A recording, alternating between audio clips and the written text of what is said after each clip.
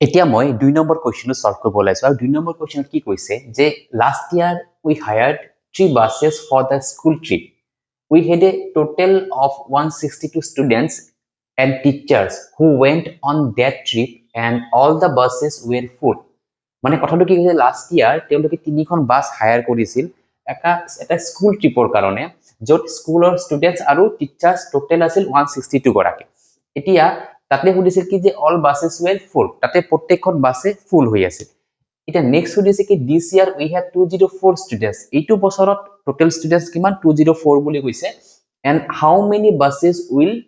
উই need তেতিয়া হলে কিমানখন বাসৰ তেওঁলোকক প্ৰয়োজন হ'ব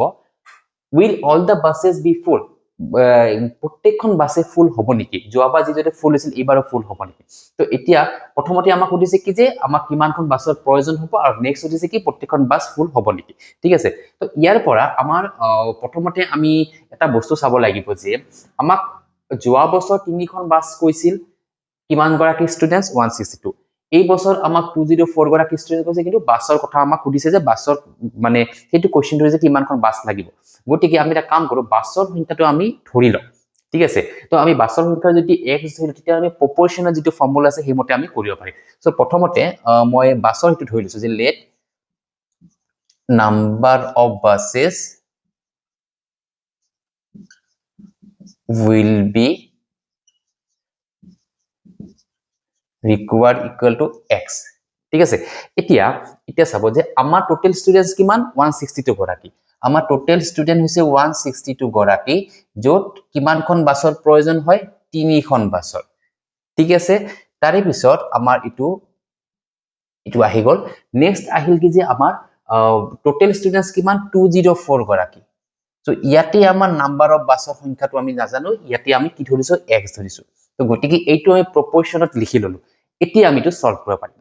ক্লিয়াৰ আশা কৰো এইটো বুজি পাইছে সাকে যে এইটো মই কি লিখিছো যে নাম্বাৰ অফ ষ্টুডেন্টছ কিমান 162 গৰাকী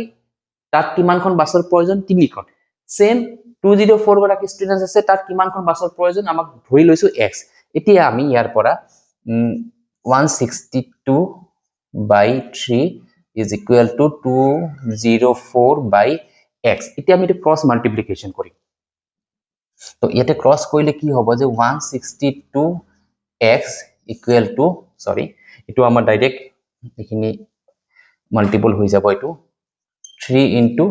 204 ঠিক আছে এতিয়া আমি নেক্সট 162 to x ৰ লগত কি হৈছে মাল্টিপল হৈ আছে এটো ইপিনি আহিলে কি হৈ যাব ডিভাইড হৈ যাব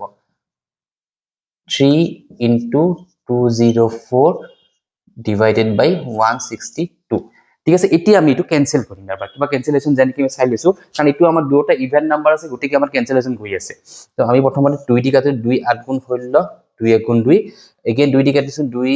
10 গুণ 20 2 2 গুণ 40 ঠিক আছে এতিয়া আমাৰ 3d যাব 3d 81 ডাইৰেক্ট 27 27 3 গুণ 81 ক্লিয়াৰ এতিয়া আমাৰ 27 ৰে এটো গৈ আছে যে এটো আমাৰ 3 টাইমস যদি যাও 3d গলে 3 9 যা 27 আৰু এটো 3d গলে 3 3 যা 9 112 কিমান হ'ব 3 4 যা 12 এটা চাওক 3d যে গৈছে মই কেনেকৈ গম পাই এটো 102 আছে সো 102 আমি 3 নিয়মটো কি আছিল সংখ্যা কেটা আমি এতে প্লাস কৰিব লাগে 2 লগত 1 যোগ কৰিলে 3 হয় গতিকে 3 দি 3 ডিভিজিবল গতিকে এই সংখ্যাটোকো 3 দি ডিভিজিবল হ'ব আৰু সেইটো হিচাপত আমি এটো 3d ক্যান্সেল কৰিব পাৰিছো ক্লিয়াৰ এতিয়া আমাৰ বাকি থাকিল কি এতিয়া আমাৰ বাকি থাকিল 34/9 x ৰ ভ্যালুটো আমাৰ 34/9 আছে এটা আমি এইটোৰ পৰা আমি এটো ডিভাইড কৰিছে আমাৰ কি ওলাই আমি প্ৰথমে ডিভাইড কৰি চাই লৈছো এটো 34 ডিভাইড কৰিম 9 3 গুণ 27 ইয়াৰে পৰা মাইনাস কৰিলে 3 আৰু হিপিনে 4 আছে 7 তো এটো মই ডট মানে দশমিক আহি যাব কাৰণ ইয়াতে আমাৰ কোনো সংখ্যা নামিব লগা নাই দশমিক দিয়াৰ লগে লগে ইয়াতে আমাৰ অটোমেটিক এটা 0 আহি যাব তো এটো 96 যা sorry 96 যা নহয় 97 যাব এটো মই 97 যা দিব লাগিব 97 যা কিবা 63 তো এগেইন 7 ইয়াৰ পৰা নামিব আৰু অটোমেটিক 0 এটা আহি যাব 97 যা 63 গটিকে আমাৰ 3.77 উলাই আছে এটো তো আমাৰ এটো এখিনি উলাই আছে যে x equal to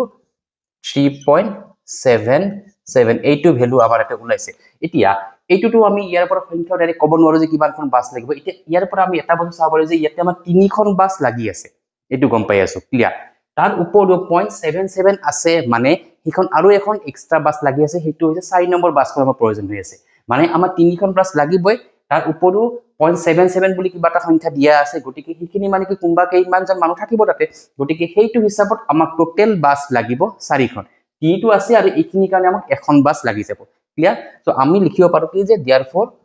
4 numbers of buses will be required therefore 4 numbers of buses will be required ঠিক আছে এতিয়া নেক্সট হইছে কি will all the buses be full এটো ফুল হ'ব নোৱাৰে কাৰণ আমাৰ ইয়াতে টোটালি ডিভিজিবল হোৱা নাই যদি আমাৰ টোটালি ডিভিজিবল হৈ গল হেতেন তেতিয়া হলে আমাৰ এটো 4খন বাস ফুল হলে কাৰণ টোটালি আমাৰ এটো ৰাউন্ড ফিগাৰত আহিব লাগিছিল এটো হোল নাম্বাৰ যদি হোল হয় তেতিয়া হলে আমি গম পালো হয় যেটো আমাৰ বাস এতে 4খন বাসে ফুল লাগিব কিন্তু এতিয়া আমাৰ কথাটো হল যে আমাৰ 3খন বাস ফুল হ'ব আৰু 4 নম্বৰ বাসখন ফুল নহয় ঠিক আছে তো গটিকে তাতে আমাৰ 77 মানে কি আমাৰ এটো এটলিস্ট 50% পাৰ হ'ব তাতে 77% পাৰ হৈ যাব গটিকে অলপ কিছু কেইটামান সিটৰ বাকি ৰৈ যাব ঠিক আছে গটিকে আমাৰ নেক্সট পার্টটো হ'ব যে all the buses will not be full তো এটো লিখি দিছো therefore all the buses will not be full কাৰণ যোৱাবাৰ যিদৰে গুটে কিখন বাসেছে ফুল হৈ গৈছিল ঠিক আছে কিন্তু এই বছৰ কিন্তু গুটেইখন বাস ফুল নহল এখন বাস ফুল নহল তিনিখন বাস ফুল হল কিন্তু এখন বাস থাকি গল ঠিক আছে তো আশা কৰো এই কোৱেশ্চনটো বুজি পাইছে সাগে এতিয়া মই নেক্সট 3 নম্বৰ কোৱেশ্চনটো ইয়াতে সলভ কৰিব লাইছো